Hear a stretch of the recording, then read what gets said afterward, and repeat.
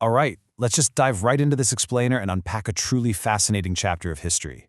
We're going to look at exactly how a deeply fractured subcontinent managed to forge a single, unbreakable national identity. Today we're breaking down the complex web of events, ideologies, and cultural shifts that took millions of incredibly diverse individuals and transformed them into a united force against British rule. Just look at the sheer scale of what we're talking about here.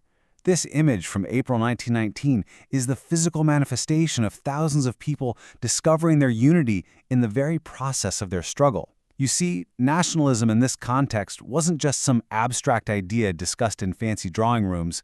It was forged right there on the streets. The shared sense of being oppressed under colonialism provided this incredibly powerful bond that tied wildly different groups together. So, here is our roadmap for this chapter. We'll cover the seeds of nationalism, the power of satyagraha, non-cooperation and caliphate, different visions of freedom, the Salt March, and finally, forging an Indian identity. Okay, part 1, the seeds of nationalism. We really have to start by looking at the immense economic and political pressure created by the First World War.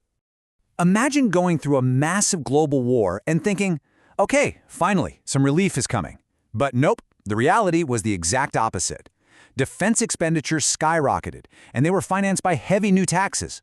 Prices literally doubled between 1913 and 1918.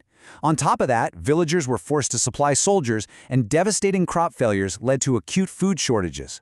Throw in a massive influenza epidemic, and up to 13 million people perished. So, instead of relief, Indians faced extreme hardship. But here's the crucial takeaway.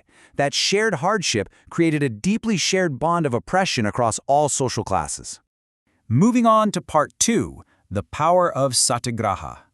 Right in the middle of all this widespread misery, a new leader steps onto the scene with a completely novel solution.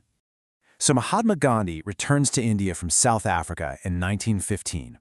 And he introduces this totally radical concept. It's absolutely crucial we understand the philosophical anchoring of satyagraha, or else the profound meaning of all the mass movements that followed just kind of gets lost. It wasn't passive, it was an active search for truth. The core idea was that if your cause is true and you're fighting against injustice, physical force is entirely unnecessary. You could win the battle through nonviolence simply by appealing to the conscience of the oppressor. This quote right here brilliantly captures his whole mindset. He called it pure soul force. He believed this dharma of nonviolence could unite all Indians. He argued that you didn't need to physically fight the oppressor if your cause was inherently true. It was all about persuasion, not coercion. Now, Gandhi didn't just launch a massive nationwide campaign on day one, right? He tested the waters and localized his successes. In 1917, he inspired peasants in Champaran to fight against the oppressive plantation system. In 1918, he rallied cotton mill workers in Ahmedabad, and then the peasants of the Khader district, who couldn't pay revenue because of crop failures. These early, localized victories proved that, hey, this satyagraha thing actually works on the ground. Emboldened by those wins, Gandhi decides to go big and launch a nationwide satyagraha. Why then? Well, enter the Wolat Act of 1919. The British response to the growing unity in India was this hurriedly passed, incredibly oppressive law. It gave the government enormous powers to repress political activities. Get this, it actually allowed them to detain political prisoners without trial for 2 whole years. This literally stripped away basic legal rights and sparked widespread, nonviolent civil disobedience, kicking off with a massive strike on April 6th. Sadly, the colonial government responded with brutal repression, and things took a truly horrific turn on April 13, 1919, at Jallianwala Bagh. A large crowd had gathered in an enclosed ground. Some were there to protest, but others were just villagers attending the annual Baisakhi fair. General Dyer actually blocked the exit points and opened fire on the peaceful crowd, killing hundreds. His stated objective was pure calculated brutality. He wanted to produce a moral effect and create terror. But instead, this horrific massacre sent shockwaves across North Indian towns, sparking clashes that ultimately forced Gandhi to call off the movement because the violence was spreading. That brings us to Section 3, Non-Cooperation and Caliphate. Realizing that a much broader, more disciplined movement was needed, Gandhi knew he absolutely had to bring Hindus and Muslims closer together. To build a unified front, Gandhi aligned with the Caliphate issue, which defended the spiritual head of the Islamic world after the collapse of Ottoman Turkey. But the actual strategy of non-cooperation, that was rooted in Gandhi's 1909 book Hind Swaraj. His argument was so simple but mind-blowing. British rule only survived in India because Indians were cooperating with it. So if Indians just stopped cooperating, British rule would collapse. The counter-strategy was structured in stages. First, surrender your government titles. Second, boycott the civil services, army, courts, schools, and foreign goods. And finally, if the government repulses you, launch a full civil disobedience campaign. Section 4. Different Visions of Freedom. The non-cooperation movement officially kicked off in January 1921, but here is where we encounter a really fascinating historical reality. While everyone was rallying under this banner of Swaraj, meaning freedom, they interpreted that abstract idea in vastly different ways, entirely based on their own local suffering.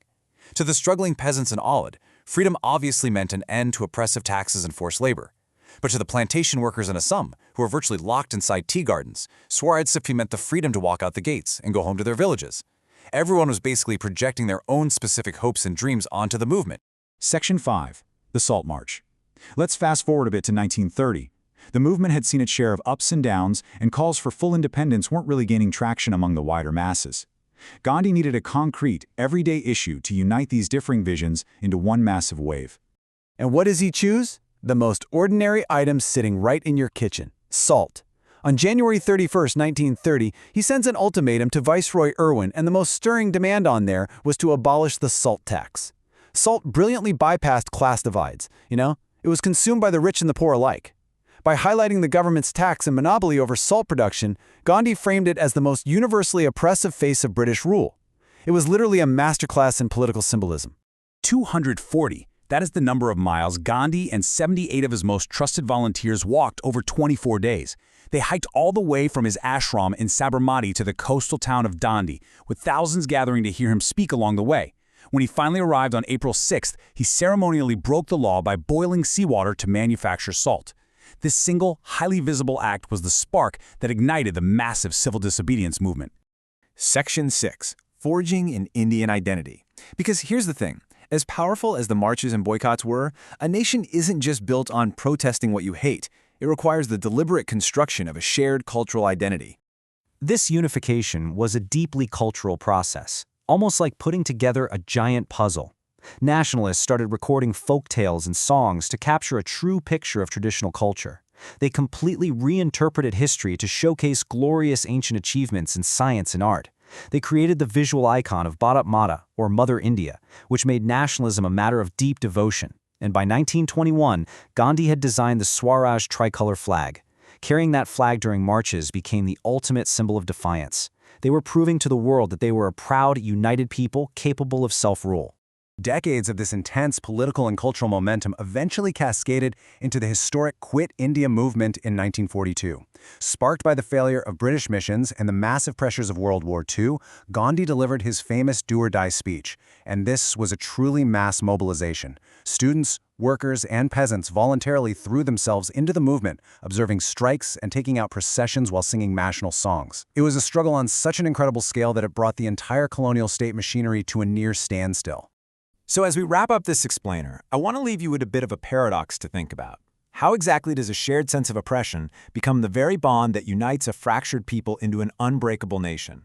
The sheer hardship inflicted by colonial rule ended up providing the exact shared experience needed to forge the modern identity of the world's largest democracy. It's pretty incredible to think about how the brilliant tools of resistance we unpack today, from Satyagraha to the Salt March, turned disparate voices into a single, unstoppable chorus for freedom.